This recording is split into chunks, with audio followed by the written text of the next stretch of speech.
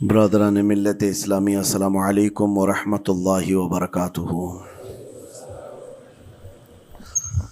الحمد للہ وکفا وسلام علی حبیبہ المصطفیٰ، اما بعد فاعوذ باللہ من الشیطان الرجیم، بسم اللہ الرحمن الرحیم۔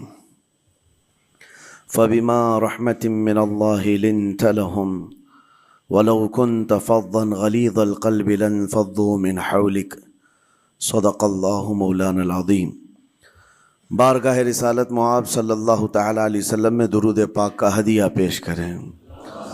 اللہم صلی علی سیدنا و مولانا محمد معدن الجود والکرم وآلہ واصحابہ الکرام وابنہ الکریم وبارک وسلم صلاۃ دائمۃ سرمدا ابدا۔ عزیزان گرامی وقار، انسان کو اللہ تبارک و تعالیٰ نے جو خصوصیات عطا کی ہیں، اس میں خاص طور پر زبان اور بیان کی خصوصیت بہت اہم ہے۔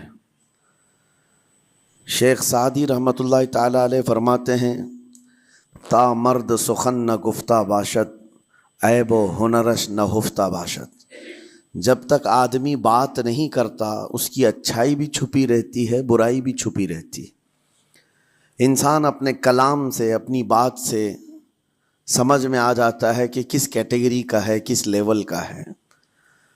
اس کی گفتگو کے آداب اس کی حقیقت بتاتے ہیں، بلکہ یہاں تک کہ اس کے نسب کا بھی پتہ لگا لیا جاتا ہے اور اس کی تربیت کا بھی اندازہ ہو جاتا ہے۔ حضرت لقمان حکیم سے پوچھا گیا، نیکی کس کا نام ہے؟ تو آپ نے فرمایا، دو چیزیں اور بہت چھوٹی ہیں۔ نیکی دو چیزیں ہیں جو بہت چھوٹی ہیں۔ کہا کیا ہے؟ کہا کہ ملاقات میں لوگ اپنے بھائیوں سے مسکرانا اور نرم گفتگو کرنا۔ ساری نیکیوں کی جڑ ہے یہ، نرم گفتگو کرنا اور لوگوں سے خندہ پیشانی کے ساتھ مسکرا کر ملاقات کرنا۔ لیکن میرے عزیزو، یہ دو چیزیں بناوٹی تو بہت سارے لوگوں کے ساتھ آ سکتی ہیں، اخلاق تصنع جس کو کہتے ہیں، تکلف کے ساتھ بہت سارے لوگوں کے ساتھ آ سکتی ہیں، لیکن حقیقت میں جس انسان کی طبیعت میں یہ دو چیزیں ہونی چاہیے، وہ کب سمجھ میں آتی ہیں؟ اس وقت جو مولا علی کرم اللہ وجہہ الکریم نے فرمایا، کسی انسان کو اس کی حقیقت دیکھنا ہو تو غصے کے عالم میں اسے دیکھو۔ وہ اپنے آپے سے باہر ہوتا ہے یا اپنے مزاج کے خلاف کس طرح بات کو سن کر کے تحمل رکھتا ہے۔ سب سے بڑا پہلوان وہ ہے جس نے اپنے غصے کو کنٹرول کیا اور اپنی زبان پر قابو پا لیا، ورنہ یہ وہ لمحہ ہے جب انسان پھٹ پڑتا ہے، جو دل کے اندر ہے سب کہہ جاتا ہے۔ آپ کو میں بتاؤں، نبی کریم صلی اللہ تعالیٰ علیہ وسلم کے عظیم اخلاق کریمہ، بخاری شریف کی حدیث ہے، حضور مسجد نبوی میں تشریف فرما ہے۔ اس وقت مسجد نبوی، آج ہو سکتا ہے آپ کے ذہن میں جو امیج ہے مسجد نبوی کی، بہت بڑی عالی شان مسجد، لیکن وہ زمانہ نبوی میں اس طرح کی نہیں ہے۔ کچی دیواریں تھیں، اوپر چھپر کے چھت پڑے ہوئے تھے اور مٹی کی زمین تھی۔ یہ مسجد نبوی کی شکل اس زمانے میں حضور اکرم صلی اللہ تعالیٰ علیہ وسلم اپنے صحابہ کے ساتھ بیٹھے ہیں۔ ایک دیہات کا رہنے والا شخص آیا۔ ایک بات یاد رکھیں کہ دیہات میں، گاؤں میں رہنے والوں کے اخلاق اور تمیز میں بڑا فرق ہوتا ہے، ان کے ہاں آداب کی کمی ہوتی ہے۔ وہ شخص آیا اور مسجد نبوی میں آ کر حضور صلی اللہ علیہ وسلم سے کچھ بات چیت کیا اور تھوڑی دیر کے بعد مسجد میں ہی کھڑے ہو کر پیشاب کرنا شروع کیا۔ بخاری شریف میں یہ حدیث موجود ہے۔ جب مسجد نبوی میں کھڑے ہو کر پیشاب کرے تو صحابہ اکرام سب دیکھ کر کے دوڑانے لگ گئے، خذوہ خذوہ، پکڑو اس کو، پکڑو اس کو۔ اور صحابہ دوڑاتے تھے، وہ پیشاب کرتے ہوئے بھاگتا تھا پوری مسجد میں۔ نبی پاک صلی اللہ تعالیٰ علیہ وسلم نے فرمایا، دعوہ، چھوڑ دو اس کو، کر لینے دو، پیشاب کر رہا ہے مسجد میں، چھوڑ دو اس کو۔ جب وہ صحابہ اکرام حضور کا حکم سنتے ہیں، سب پیچھے ہٹ گئے۔ تھوڑی دیر کے بعد نبی کریم صلی اللہ تعالیٰ علیہ وسلم نے صحابہ سے فرمایا، پانی کے ڈول بھر کر کے لائے جائیں۔ صحابہ سے ہی منگوایا، پانی کے ڈول بھر کر کے لائے گئے اور مسجد نبوی کے میدان میں فرش پر بہایا گیا اور صاف کیا گیا. اب وہ شخص نہایت ہی ڈرا سہما کھڑا تھا, میرے ساتھ کیا ہوگا پتہ نہیں, میں نے پیشاب کیا, اب مجھے یہ لوگ قتل کر ڈالیں. نبی کریم صلی اللہ تعالی علیہ وسلم نے قریب بلایا اور فرمایا, نہایت نرم گفتگو کے ساتھ حضور فرماتے ہیں, یہ اللہ کا گھر ہے, یہاں پیشاب نہیں پیشانیاں رکھی جاتی ہیں. بس یہ جملہ ہے, بخاری شریف میں موجود ہے, یہاں عبادت کی جاتی ہے. اتنا کہہ کر رخصت ہو گئے, رخصت کر دیا. وہ دیہات سے آیا ہوا جو نوجوان تھا یا شخص تھا, باہر نکلتے ہی وہ کلمہ طیبہ پڑھ کر حضور کی غلامی میں شامل ہوا. میں نے وہ بلند عالی اخلاق نہیں دیکھے. نبی کریم صلی اللہ علیہ وسلم کے بارے میں قرآن کہتا ہے, فَبِمَا رَحْمَةٍ مِّنَ اللَّهِ لِنْتَ لَهُمْ, اللہ کی رحمت سے آپ لوگوں کے لیے نرم ہیں, اس لیے لوگ آپ کے ارد گرد لگے ہوئے رہتے ہیں. وَلَوْ كُنْتَ فَظًّا غَلِيظَ الْقَلْبِ لَانْفَضُّوا مِنْ حَوْلِكَ, اے رسول اگر آپ سخت دل ہو جائیں تو پھر یہ سب چھٹ جائیں گے, آپ سے دور ہو جائیں گے. اس رسول کے لیے جب کہا گیا ہے کہ اگر آپ سخت ہو جائیں تو لوگ چھوڑ کر کے دور ہو جائیں گے, تو ہمارے اور آپ کے لیے کس قدر لہجے کی پابندی ضروری ہے. ہاں عزیزان گرام وقار, اپنی گفتگو, اپنے کلام, اپنی بات چیت سے آپ اپنے سلیقے بتاتے ہیں. گالی گلوچ کرتے ہوئے جن کی صبح شامیں ہوتی ہیں, ان کو دیکھ کر کے ہی پہچان میں آ جاتا ہے کس گھر سے یہ تعلق رکھتا ہے, کہاں ان کی تربیت ہوئی ہے, کس طرح ان کے آداب سکھائے گئے. اسی لیے میرے عزیزو, بچوں کو آوارہ بھی نہ چھوڑ دینا کہ وہ اپنی زبان گلی کوچوں سے سیکھ کر کے جائیں. کل کو ہوگا یہ کہ اس کی زبان کی وجہ سے لوگ تمہیں تان و تشنیع کریں گے, اس کا باپ ایسا ہوگا اس لیے بچہ ایسا ہے, اس کی ماں اس طرح ہوگی اس لیے اس کی گفتگو ایسی ہے. کیونکہ موسٹلی زیادہ طور پر بچے اپنے ماں باپ کے اخلاق کو نقل کرتے ہیں, ٹرانسفر ہوتی چلی جاتی ہیں. ایک بار حضور اکرم صلی اللہ تعالی علیہ وسلم مسجد نبوی سے باہر نکل کر جا رہے ہیں. توجہ میرے عزیز ہو, اخلاق کہاں دکھانے چاہیے اور ہماری بات چیت کے انداز ہمیں کہاں ہونا چاہیے, میں آپ کو بتاؤں. حضور تشریف لے کر جا رہے ہیں, صحابہ اکرام کھڑے تھے حضور کے اطراف. مدینہ طیبہ کی ایک بوڑھی خاتون جس کا ذہنی توازن کھویا ہوا ہے, یعنی وہ دماغی طور پر ڈسیبل ہے, اور وہ آئی جا رہی تھی. لوگ جب بھی اس کو دیکھتے راستہ کاٹ لیتے, وہ جس کو بھی پکڑتی تھی سنانا شروع کرتی تھی, جو منہ میں آئے بکنے لگ جائے, اور لوگوں کو تنگی محسوس ہونے لگتی.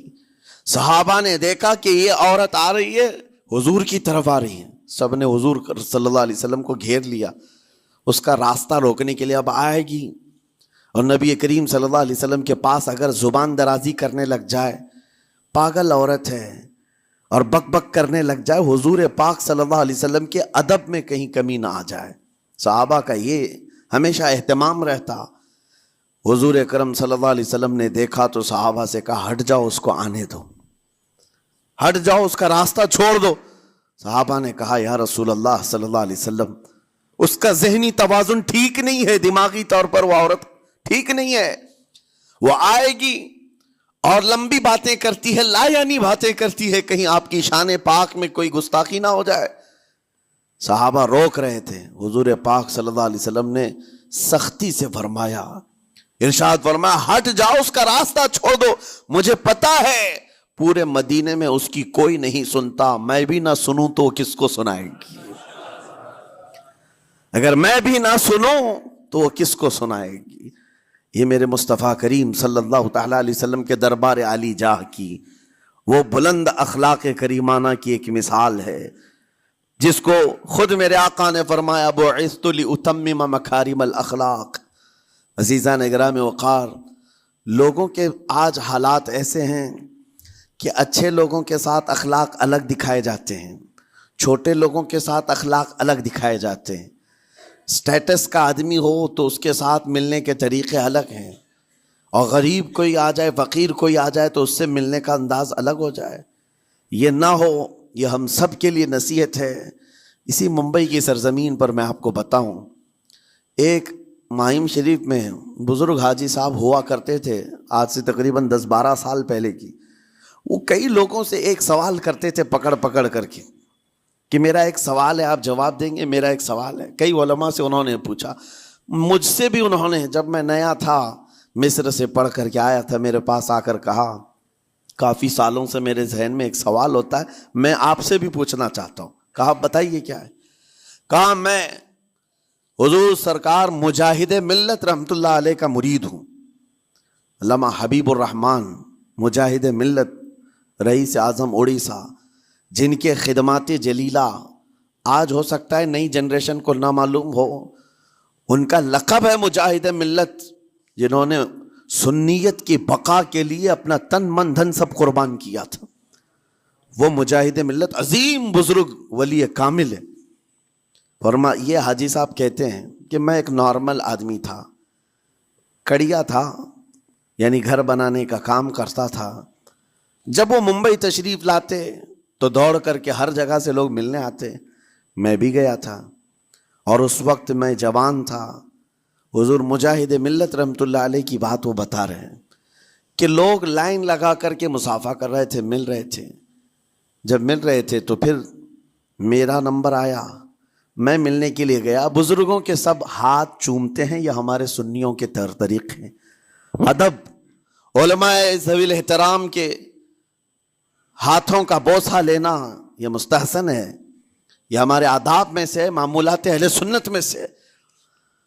تو جب سب لوگ ان کے دست بوسی کر رہے تھے، ہاتھ چوم رہے تھے، میں بھی قریب گیا. اور جب میرا نمبر آیا، میں ہاتھ چومنے کے لیے گیا تو انہوں نے میرا ہاتھ لے کر خود ہی چوم لیا. وہ بزرگ عالی جاہ ولی کامل جن کو دنیا مجاہد ملت کہتی ہے، میرا ہاتھ انہوں نے چوم لیا. اور میرے اندر ایسی پشیمانی تھی کہ میں کیا کروں سمجھ میں نہیں آیا. میں ایک معمولی سا کڑیا، اور کہاں ان کا مقام، کہاں میرا. تو اس کے بعد وہ اس بے چینی میں رہتے تھے کہ ایسا کیوں کیا، ایسا کیوں کیا، کیونکہ پوچھنے کا موقع ہی نہیں ملا. ایک بزرگ تھے، انہی کے خلیفہ تھے حضور مجاہد ملت کے، انہوں نے اس کا جواب دیا. میرے عزیزو کیا بہترین جواب تھا. حضرت مجاہد ملت رحمت اللہ تعالی علیہ یہ چاہتے تھے کہ ہزاروں لوگ ہماری تعظیم کرتے ہیں تو کہیں ہمارے دماغ میں بادشاہت کا خیال نہ آئے، ہم غریب اور فقیر کا ہاتھ چوم کر اپنے نفس کی مخالفت بھی کرتے ہیں. اخلاق کریمانہ دکھانے کے لیے اسٹیٹس والوں کے ساتھ ہی نہیں، غربا فقراء کے ساتھ بھی وہ اخلاق ہوں. نبی کریم صلی اللہ تعالی علیہ وسلم کے وہ آداب آج اگر آپ اپنا لیں، بہت ساری کڑوی چیزیں ویسی ختم ہو جائیں. آج ممبئی کی سرزمین پر سب سے بڑا یہ چیلنج ہے بات کرنے میں. نوجوانوں کے تو آج پارے چڑھے ہوئے ہوتے ہیں، ان سے کوئی بھی بات کر لے، جس تیور میں یہ بات کرتے ہیں ایسا لگتا ہے کہ ابھی لڑائی ہو جائے گی، ابھی جھگڑا ہو جائے گا. اس کی عادت سی بن گئی ہے. آپ کو پتہ ہے فرمایا گیا، عربی کا قول ہے، جراحت السنان لها التیام ولا یلتام ما جرح اللسان. تلوار سے، چاقو سے دیا ہوا زخم سوکھ سکتا ہے، زبان سے دیا ہوا زخم کبھی نہیں سوکھتا. زبان سے دیا ہوا زخم نہیں سوکھتا. بولنے سے پہلے 1000 بار اس بات کو خیال ہونا چاہیے کہ میں جس کو بول رہا ہوں کہیں اس کا دل چھلنی تو نہیں ہو جائے. میری زبان یہ ہوتی 50 گرام کی چھوٹی زبان ہے، لیکن بڑے بڑے لوگوں کے کلیجے چیر کر رکھتی ہے، بڑے بڑے لوگوں کے دلوں میں سوراخ کر کے رکھتی ہے، زخمی کر کے رکھتی ہے اس کا استعمال. اسی لیے روایت میں ملتا ہے کہ جب انسان صبح کرتا ہے تو سارے اعضاء، ہاتھ پیر آنکھ کان ناک، سارے اعضاء سب سے پہلے زبان سے یہ عرض کرتے ہیں، اس کی پناہ مانگتے ہیں، کہتے ہیں آج تو صحیح سلامت رہے گی تو ہم سب صحیح سلامت رہیں گے، اور اگر تو پھسل گئی تو عذاب ہم پر بھی ہوگا. زبان بولتی ہے، مار کسی اور کو پڑتی ہے. کوئی زبان کو مارتا نہیں ہے، گالی زبان دیتی ہے، لیکن مار کبھی پیٹھ پہ پڑتی ہے، سر پہ پڑتی ہے، ہر جگہ پڑتی ہے. تو یہ زبان نبی کریم صلی اللہ تعالی علیہ وسلم نے ارشاد فرمایا، من یضمن لی ما بین لحیتیہ وما بین حضور پاک صلی اللہ تعالیٰ علیہ وسلم فرماتے ہیں جس نے دو چیزوں کی ضمانت مجھے دے دی حفاظت کی، میں اسے اضمن لہ الجنہ، میں اس کو جنت میں لے جانے کی ضمانت دیتا ہوں۔ دو چیزیں کیا ہیں؟ حضور فرماتے ہیں ایک دو جبڑوں کے بیچ میں جو موجود زبان ہے اس کی حفاظت کر لے، اور دو رانوں کے بیچ میں جو شرمگاہ اس کی حفاظت کر لے۔ یہ دو چیزیں جس نے بچا لیا میں اس کو جنت میں لے جانے کی ذمہ داری دیتا ہوں، ضمانت دیتا ہوں۔ اس کا کتنا بڑا کردار ہے، یہ زبان کا کتنا بڑا کردار ہے۔ اور حضور نے ایک بار پکڑ کر کے فرمایا تھا، زبان کو پکڑ کر کے کہا تھا یہ وہ زبان ہے جو انسان کو جنت میں بھی لے جاتی ہے اور دوزخ میں بھی لے جاتی ہے۔ کلمہ کس سے پڑھتے ہیں آپ؟ لا الہ الا اللہ، زبان ہی سے تو پڑھتے ہیں، اسی کلمے نے آپ کو جنت تک پہنچایا۔ اور کافر جو کفر کرتا ہے وہ بھی زبان سے ہی کرتا ہے، اور زبان اسے ہمیشہ کی دوزخ میں لے جاتی ہے۔ اس زبان کو چلانے سے پہلے 1000 بار سوچ لیں کہ آج لہجوں کی سختیاں بڑھتی چلی گئیں، اور آپ کو پتا ہے قرآن پاک میں رب تعالیٰ نے یہ فرمایا وَلَا تَقُلْ لَهُمَا اُفٍّ وَلَا تَنْهَرْهُمَا، والدین کے بارے میں بچوں کو کیا کہا گیا؟ ان کو اف تک نہ کہو۔ لیکن زبان جب کھلتی ہے نا، ماں باپ کے خلاف نوجوانوں کو ہم نے دیکھا ہے گالی گلوچ کرتے ہوئے اور اتنی بری باتیں کہتے ہوئے، معاذ اللہ۔ عزیزان گرامی وقار، حضور نے تو یہ فرمایا جس نے پلٹ کر کے اپنے ماں اور باپ کو سخت لہجے میں بات کیا یا ان کی نافرمانی کی، حضور فرماتے میرا دل چاہتا ہے کہ اس کے گھر کو آگ لگا دوں، آگ لگا دوں۔ اس لیے اس بات کو ہمیشہ یاد رکھیں، تمہارے لہجے کی سختیاں کسی کو زخمی کر دیں تو آخرت خراب ہو جائے گی، آخرت خراب ہو جائے گی۔ حضرت علقمہ رضی اللہ تعالیٰ عنہ حضور کے صحابی ہیں، حضور صلی اللہ علیہ وسلم کے صحابی ہیں۔ آخری وقت آ گیا تھا لیکن زبان نہیں کھلتی تھی۔ حضور پاک صلی اللہ علیہ وسلم کے پاس سفارش لائی گئی کہ آپ کے وہ ساتھی ہیں انتقال کر رہے ہیں لیکن زبان پر کلمہ بھی نہیں آتا۔ حضور تشریف لائے، دیکھا، پوچھا گھر میں ان کے کون کون ہے؟ کہا بیوی ہے اور ماں ہے۔ ماں کو بلایا اور کہا علقمہ کے بارے میں کیا کہتی ہو، کیسا تھا ہے؟ کہا بہت اچھا، پرہیزگار، عبادت گزار، سارے نیکوکاریاں اس کے اندر ہیں۔ تو پھر حضور نے پوچھا اچھا یہ بہت نیک تھا، تم بھی اس سے راضی ہو کہ نہیں ہو؟ ماں نے کہا میں نہیں راضی ہوں، میں راضی نہیں ہوں۔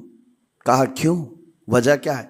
کہا یا رسول اللہ میرا اکلوتا بیٹا، میرا تنہا بیٹا تھا، بڑی محبتوں کے ساتھ اس کو پالا تھا، اور جب میں نے اس کی شادی کی اپنی بیوی کو لایا، اور جب بیوی گھر پر آ گئی تو میری بات کو ہلکے میں لیتا، اپنی بیوی کی بات کو فوقیت دیتا، ترجیح دیتا۔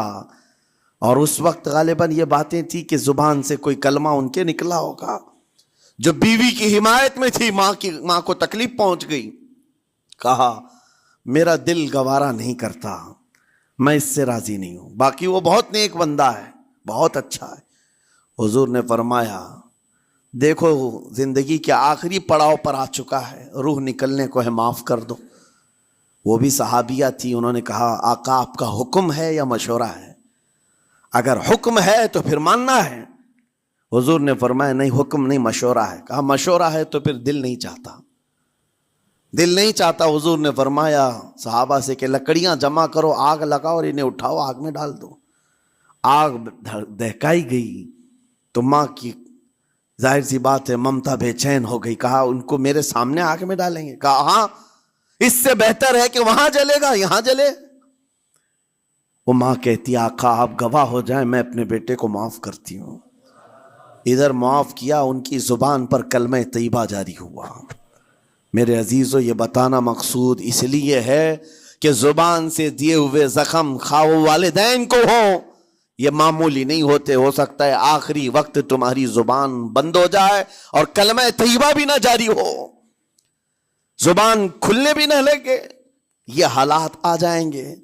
اس لیے اپنی زبان کا کنٹرول برقرار رکھو، کس سے کیا کہنا ہے۔ ابھی میں اس کا دوسرا پارٹ بھی بتاتا ہوں زبان کے استعمال کا۔ یہ نرمی لہجے کے اندر ہونا بہت ضروری ہے، لیکن کچھ جگہوں پر سختی کی اجازت ہے، لیکن وہ مقامات الگ ہیں۔ نرم لہجہ حضور پاک صلی اللہ تعالی علیہ وسلم کے فرامین میں سے ہے ایک بات بڑی، بغداد مقدسہ میں نے ایک ولی پاک کی زیارت کی، ان کے آستانے پر بھی میں ابھی بیان کیا تھا۔ حضرت بہلول دانا مجذوب بزرگ تھے اور بغداد کی گلیوں میں کہیں پر بھی بیٹھ جاتے تھے، اور جو جانکار تھے وہ سمجھتے تھے یہ اللہ والا بندہ ہے۔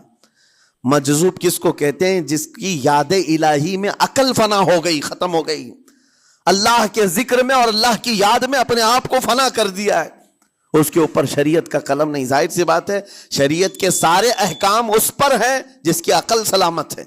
عاقل ہو، بالغ ہو تو نماز فرض ہے نا، عقل ہی نہیں ہے تو وہ مجذوب ان اولیاء کو کہتے ہیں۔ لیکن ان کے بارے میں حدیث میں ہے، اللہ کے نبی نے فرمایا وہ ایسے بندے ہیں کہ اگر اللہ کو قسم دے دیں کسی بات کی، اللہ ان کی قسم پوری کرتا ہے۔ وہ بہلول دانا بیٹھے ہوئے تھے، بغداد کا ایک مشہور تاجر تھا، لیکن خستہ حال تھا، بہت نقصان اٹھا چکا تھا، خسارے میں چل رہا تھا، بزنس پورا لاس میں، اور وہ پریشان حال بہلول دانا کے پاس آیا، گڑ گڑایا، کہا کہ حضور مجھے بچا لیں، رحم کر لیں، میں تاجر ہوں، لٹ گیا ہوں، لاس میں ہوں، کچھ آپ فرما دیں، میں کیسے اس بھنور سے نکلوں۔ بہلول دانا نے دیکھا، کہا ٹھیک ہے کچھ پیسے بچے ہیں؟ کہا ہاں ہے، وہ بس اتنا سرمایہ ہے کہ مال لیتا ہوں پھر بیچ دیتا ہوں، نفع نہیں ہوتا۔ بہلول دانا نے کہا ایک کام کر، کالا کپڑا جتنا ملتا ہے سب خرید لے، پورے شہر سے کالا کپڑا جہاں جہاں مل جائے سب لے کر اسٹاک کر لے۔ کہا جی حضور آپ نے جیسا فرمایا۔ گیا، جتنا سرمایہ تھا سب لگا دیا، کالا کپڑا خرید کر ایک جگہ اسٹاک کر دیا۔ اللہ والے کا حکم تھا، لیکن ہوا یہ کہ بغداد کا معمول تھا، 8 دن گزرے نہیں تھے کہ وہاں وقت کے حاکم کا انتقال ہوا، اور جب حاکم کا انتقال ہوتا تو شہر کے جتنے بڑے لوگ ہوتے، رئیس لوگ، وہ اس کے سوگ میں، اس کے غم میں کالا کپڑا پہنتے تھے، اور کالا کپڑا سوائے اس تاجر کے کسی کے پاس نہیں تھا، اور سارے بڑے لوگ پیسوں سے اس کے پاس کالا کپڑا خریدنے آئے، یہ منہ بولے قیمت پر، جیسے تیسے جتنی قیمت پر بولے سب خرید کر لے جاتے، اور پل بھر میں ایک دن کے اندر وہ بہت بڑا کروڑ پتی بن گئے، بہت مال آ گیا۔ یہ بات یاد رکھیں، اللہ مال دیتا ہے، اس کے بعد پھر آزمائش بھی ہوتی ہے۔ مال اتنا آ گیا، اب لے کر کے مستیاں تھیں، چند دن گزرے، ظاہر سی بات ہے مال کو بڑھانے کی تمنا ہر ایک کی ہوتی ہے، کوئی یہاں پر اینڈ کرنے والا نہیں ہے دنیا میں، چاہے اس کا بزنس اربوں پر بھی پہنچ جائے، اسے آگے پہنچنا ہے۔ چند دن گزرے تھے، 8-10 دن، پھر آیا حضرت بہلول دانا کو ڈھونڈتے ہوئے، ایک جگہ میدان میں یہ مجذوب بزرگ بیٹھے مل گئے، آیا اور کہا او دیوانے بتا اب کیا خریدوں، پیسہ بہت ہے ابھی میرے پاس، بتا دیوانے اب کیا خریدوں۔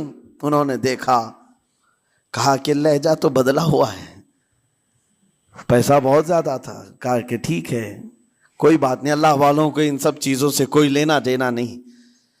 آپ نے کہا مال جتنا ہے تیرے پاس سب لے کر کے خربوز خرید لے، تربوز خرید لے، جس کو کلنگڑ کہتے ہیں، تربوز پورے خرید لے۔ اس نے کروڑوں کی جائیداد پورے تربوزوں میں لگا تھی، سب تربوز خرید کر سٹاک کر دیا ایک جگہ، اور اس کے گمان میں یہی تھا کہ چند دن گزریں گے، کوئی ایسا ہی حادثہ ہوگا جب تربوز منہ مانگی قیمت پہ لوگ خریدیں گے اور میں بیچوں گا۔ پورا مال تربوز میں لگایا، 2 دن 4 دن 6 دن 8 دن گزرے، کوئی حادثہ نہیں۔ ادھر تو تربوز سڑنے لگ گئے، وہ تو زیادہ دن سٹاک نہیں کیے جا سکتے، سڑن شروع ہو گئی۔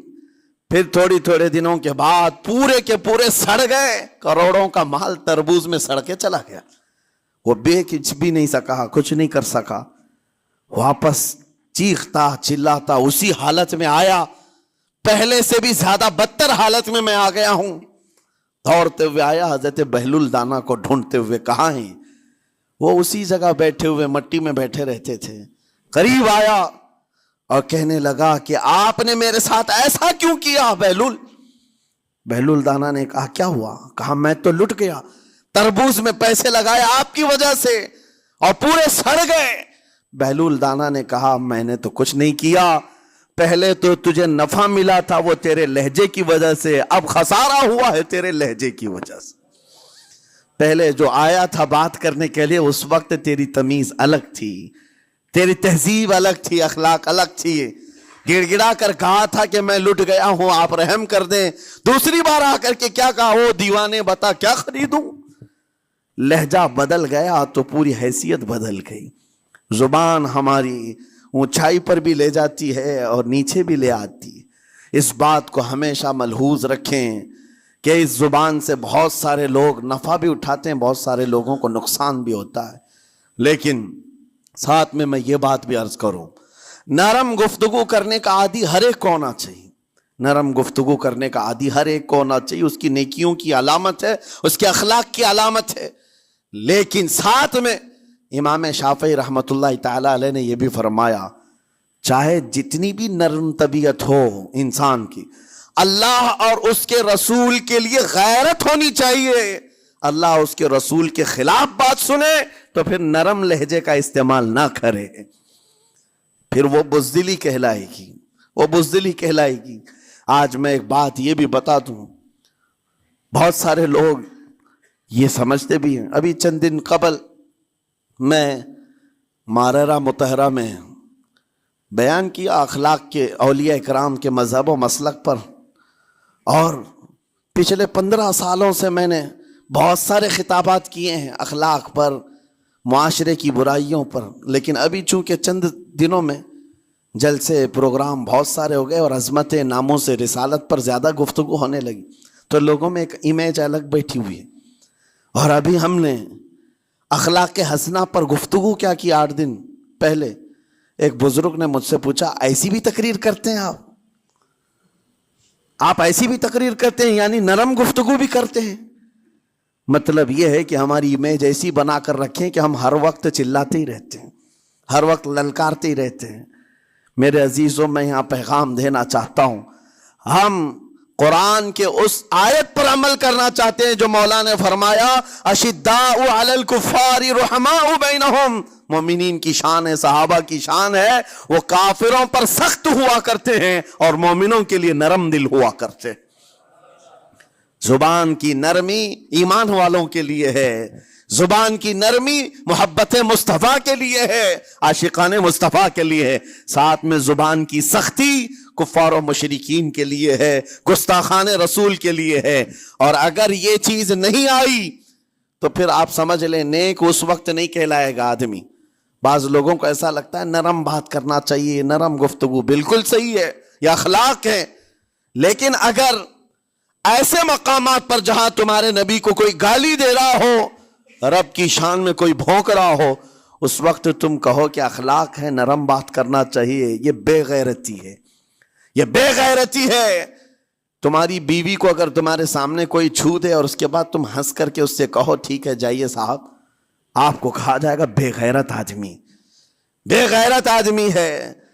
انسان کو اپنی بیوی، اپنی بیٹی، اپنی ماں پر بھی غیرت ہوتی ہے، وہ سنتا نہیں ہے، یہ پیدائشی ہے، فطرت ہے انسان کی۔ اور مومن کی شان یہ ہے، سب سے بڑی غیرت اس کے لیے اللہ اور اس کے رسول کے لیے ہوا کرتی ہے، اللہ اور اس کے رسول کے لیے۔ ماں اور باپ کو گالیاں ایک وقت میں برداشت کر بھی لے جائے، لیکن اللہ اور اس کے رسول کی شان میں وہ ہرگز برداشت نہ کرے، یہ ایمان کی علامتوں میں سے ہے۔ بہرحال میں نے زبان کے دونوں استعمال آپ کو بتائے، سخت لہجے بھی ہیں، نرم لہجے بھی ہیں، لیکن جب آپ کا پالا کسی گستاخ سے نہ پڑے تو ہمیشہ نرم گفتگو کرنے کے عادی بنے۔ مومنین میں نرم لہجے کا اختیار ہمیشہ رہے، اس سے اخلاق آپ کے بتائے دکھائے جاتے ہیں، اس سے آپ کے اخلاق معلوم ہوتے ہیں، ساتھ ہی معاشرے میں نرمی اور محبت کا ماحول بھی قائم ہوتا ہے۔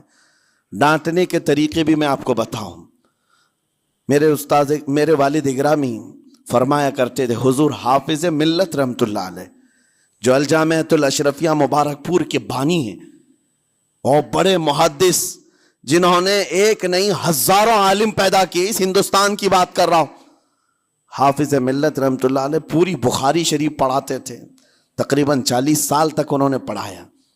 بخاری شریف، میرے والد ان کے شاگرد ہیں، فرماتے ہیں جب وہ بہت زیادہ ناراض ہو جاتے کسی سے، ڈانٹنا ہوتا، ہر استاد بچے کو ڈانٹتا ہے، کبھی کچھ بچہ نافرمانی کر جائے یا مزاج کے خلاف بات کرے تو استاد ڈانٹتا ہے، تو حافظ ملت رحمت اللہ علیہ اگر کسی شاگرد کو ڈانٹتے بھی غصے میں تو کہتے ہیں اے جنتی کیا کر رہا ہے، کہتے ہیں اگر یہ جملہ قبول بھی ہو جائے تو بچہ جنتی ہو جائے۔ لہجے کی یہ استعمالات اولیاء سے سیکھو میرے عزیزو، غصے پر کنٹرول اس وقت تمہارے اخلاق معلوم ہوتے ہیں جب تمہارا غصہ عروج پر ہوتا ہے، اس وقت تمہاری حقیقت لوگوں کے سامنے آتی ہے۔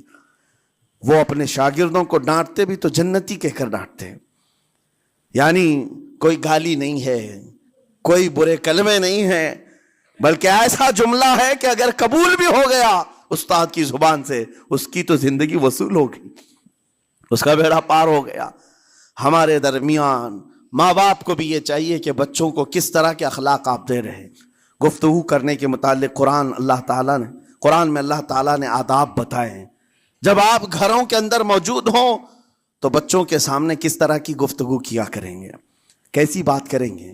شوہر اور بیوی جس طرح کی باتیں کر رہے ہیں بچے کے دماغ میں وہ پورا کا پورا چھپتا ہے، ٹرانسفر ہوتا ہے، اسی لیے کہا گیا ایڈلٹ گفتگو کبھی بھی بچوں کے درمیان نہیں کی جائے گی۔ جو میچورٹی میں نہیں ہے ان بچوں کے سامنے ماں اور باپ بیٹھ کر کے کلام بھی نہ کریں، بات نہ کریں۔ معاشرہ تو آج ایسا ہے سب پوری فیملی لے کر کے بیٹھے ہوئے ہیں، اور حد تو یہ ہے کہ گندی فلمیں سامنے لگی ہوئی رہتی ہیں، وہ کیسے بچا پاؤ گے؟ 4 سال 5 سال کے بچے کے اندر بھی وہ گفتگو، وہ مکالمات، ایک دوسرے سے بات کرنے کی تمیزیں، وہ سب وہاں سے سیکھتا آ رہا ہے۔ گھروں کے اندر ماحول کو تبدیل کرنے کے لیے آپ کی اپنی زبان پر کنٹرول اور اپنے بچوں کی تربیت اور ان کی زبان پر کنٹرول بہت ضروری ہے۔ پھر دیکھنا آپ یہ معاشرہ پیدا کر کے کل کو آپ کا بچہ نکلے گا، اس کی تمیز، اس کے اخلاق پر ہر کوئی اش اش کرے گا۔ چند دنوں کی محنت ہے آپ کی، لیکن بچے جب سلیقے کے ساتھ گفتگو کریں تو لوگوں کا دل جیت لیا کرتے ہیں۔ بات کرنے کے آداب ایسے ہیں کہ لوگ دل جیت لیا کرتے ہیں۔ یہ میرے استاد گرامی مصر کے رہنے والے تھے، جب خطابت ہمیں سکھا رہے تھے گفتگو کرنے کے آداب، تقریر کرنے کے آداب، تو ایک امام غزالی کا قول تھا کلم الناس علی قدر عقولہم، لوگوں سے ان کی عقل کے مطابق بات کرو۔ اس پر وہ سمجھاتے ہوئے ہمیں ٹریننگ دیتے تھے اور کہتے تھے کہ تمہارے پاس آنے والے کئی طرح کے لوگ ہوں گے، اگر تم امام ہو، اگر داعی ہو، خطیب ہو، مقرر ہو، کوئی غریب گھر سے، کوئی بڑے امیر گھر سے، کوئی پڑھا لکھا آئے گا، کوئی جاہل ہوگا، کوئی بدتمیز بھی ہوگا، کوئی نیکوکار، کوئی گنہگار، سب طرح کے مکس مجموعہ تمہارے پاس ہوگا۔ ان سے خطاب کرنا، ان سے بات کرنا، کس انداز سے بات کرو گے، کیسے ان سے کلام کرو گے؟ میرے عزیزو، یہ ہمارا اپنا ہنر نہیں ہے، ہم جو آپ کے سامنے گفتگو کر رہے ہیں یہ ہمارا فن نہیں ہے، یہ اپنا پیدا کیا وہ ہنر نہیں ہے۔ ہمیں سکھایا گیا تھا صرف اور صرف آپ کو اس مجمع سے اور یہ آئے ہوئے جمع غفیر سے بات کرنے کے لیے ایک ہی اسلوب اپنانا ہے، دیکھنا ہے کہ رسول اللہ کیسے بات کیا کرتے تھے۔ میرے آقا صلی اللہ تعالیٰ علیہ وسلم کا اسلوب اپناؤ، حضور کے خطبے دیکھو، حضور جب خطاب کرتے، ظاہر سی بات ہے مسجد نبوی میں اس وقت بھی لوگ، ہر طرح کے لوگ آتے، دیہات کے بھی تھے، شہر کے بھی تھے، اعلیٰ دماغ والے لوگ اور کئی الگ الگ قسم کے لوگ آتے، حضور کا خطاب سب کے لیے تھا۔ عزیزان گرامی، ان سنتوں پر عمل کر کے آج آپ اپنے لہجے کو بہتر بنا سکتے ہیں۔ بس میری گفتگو کا خلاصہ یہی ہے کہ اللہ تعالیٰ ہمیں زبان کا صحیح استعمال عطا فرمائے، ورنہ یہ زبان کی سختیاں اور اس کی کڑواہٹ ہمیں دوزخ میں بھی لے جاتی ہے، دوزخ تک لے جا سکتی ہے۔ اللہ تعالیٰ اس کی مکاریاں، اس کی عیاریاں اور اس کی شرانگیزیوں سے ہم سب کی حفاظت فرمائے۔ ساتھ میں یہ بھی میں بتا دوں، وہ زبان پاک نہیں بولتی، وہ زبان پاک نہیں بولتی جو حلال نہیں کھاتی۔ یہ بھی بزرگوں نے فرمایا ہے، یہ زبان پاک نہیں بولتی جو حلال نہیں کھاتی، اسی سے ہر کچھ گزرتا ہے، اندر پیٹ میں جاتا ہے۔ حلال لقمے اس سے گزارو تو زبان پاک بولے، اللہ کا ذکر کرے، اور تمہیں زبان میں وہ لذت آنے لگ جائے، لیکن اس سے حرام لقمے گزارتے رہو گے، اس کے لہجے کی سختیاں بھی آ جائیں گی، اس کے اندر کڑواہٹ بھی آ جائے گی، گالی گلوچ، یہ سارے استعمالات یہ زبان کرنے لگ جائے گی۔ کیوں؟ اس سے حرام لقمے جو گزارے جا رہے ہیں۔ اس چیز کا بھی خیال ضروری ہے۔ زبان کو جس طرح کا پیٹرول دو گے ویسی چلے گی یہ گاڑی، جس طرح کا ڈیزل اس کے اندر ڈالتے ہو، حرام یا حلال، یہ بہت معنی رکھتا ہے۔ اور ایک بات یہ بھی سن کر کے چلے ہیں کہ حضرت سلیمان علیہ السلام کے زمانے میں ایک مناظرہ ہوا تھا علماء کا۔ بعض لوگوں نے کہا کہ انسان کی ایک جماعت تھی، انسان کی زبان افضل ہے، منہ افضل ہے، اس لیے کہ وہ اللہ کا ذکر کرتی ہے۔ بعض نے کہا کہ نہیں، انسان کے پیچھے کا مقام اچھا ہے، اس سے بہتر ہے۔ یہ دونوں کی تکرار میں حضرت سلیمان علیہ السلام کے پاس بات آئی، آپ بتائیں۔ تو ان سے پوچھا تم اتنی بڑی بات کیوں کہہ رہے ہو؟ اس کے پیچھے کا مقام اچھا ہے۔ کہا کہ اس لیے کہ وہ صرف نجاست نکالتا ہے، وہ صرف نجاست نکالتا ہے، وہ مقام غلاظت باہر کرتا ہے، غلاظت اندر لیتا نہیں۔ زبان غلاظت اندر بھی لیتی ہے، حرام کھاتی بھی ہے، لوگوں کو زخمی بھی کرتی ہے۔ ان علماء کی دلیل تھی۔ تب آپ نے فرمایا بات ٹھیک ہے، جس انسان کا زبان پر کنٹرول نہیں، حرام کھاتا ہو اور بد کلامی کرتا ہو، گالی گلوچ ساری چیزیں کرتا ہو، آپ نے فرمایا اس سے بہتر اس کا پیچھے کا مقام ہے۔ اور جو انسان کنٹرول رکھتا ہے، حلال کھاتا ہے اور لہجے کی نرمی رکھتا ہے، ظاہر سی بات ہے اس کا منہ ہی افضل ہے، اس کی زبان افضل ہے۔ اب یہ تو فیصلہ سب کا ہے، کس کو کیا چیز اختیار کرنی ہے۔ عزیزان گرامی اوقات، یہ بہت بڑی بات ہے جو میں آپ کے سامنے کہہ رہا ہوں۔ زبان کو اگر کسی دوسری جگہ سے کمپیئر کیا جائے تو لگتا ہوگا نرم، یہ بالکل اچنبے والی بات ہے، عجوبے والی بات ہے، یہ کون سا کمپیریزن ہے؟ وجہ یہی ہے، بعض لوگوں کو ہم نے اتنا گندا بولتے ہوئے دیکھا ہے، اس سے بہتر ہے کہ وہ نہ بولیں۔ لوگوں کو زخمی کرتے ہیں، کسی کے مقدسات پر حملے کرتے ہیں۔ اللہ تعالیٰ ان کے زبان کی شرارتوں سے ہماری حفاظت فرمائے، اور کریم خدا ارحم الراحمین مولا اس چیز سے بھی ہمیں حفاظت فرمائے۔ قیامت کے دن کچھ لوگ صرف اس لیے پکڑے جائیں گے کہ وہ کچھ نہیں بولتے تھے، لیکن وہ جن کے ساتھ رہتے تھے وہ بولتے تھے، وہ لوگ بولتے تھے، اور ان کی وجہ سے یہ خاموش رہنے والا جو ساتھ میں تھا اسے بھی جہنم میں لے جایا جائے گا۔ اور وہ اس دن کہے گا پکار کر، یا ویلتا لیتنی لم اتخذ فلانا خلیلا، اے کاش میں فلاں کی دوستی نہیں کیا ہوتا تو اچھا ہوتا، آج میں بچ گیا ہوتا۔ اپنے ماحول کو بچاؤ، جہاں زبان کی خرابی دیکھو اپنے آپ کو بھی بچاؤ، اور اس ماحول سے بھی اپنے کو دور رکھو۔ اللہ کی بارگاہ میں دعا ہے مولا تعالیٰ اس زبان کو خالص اپنے ذکر میں لگائے اور اپنے حبیب پاک کے ذکر میں لگائے۔ مولا تعالیٰ ہم کو زبان کی بد کلامیوں سے محفوظ و مامون فرمائے۔ وآخر دعوانا ان الحمد للہ رب العالمین۔ السلام علیکم۔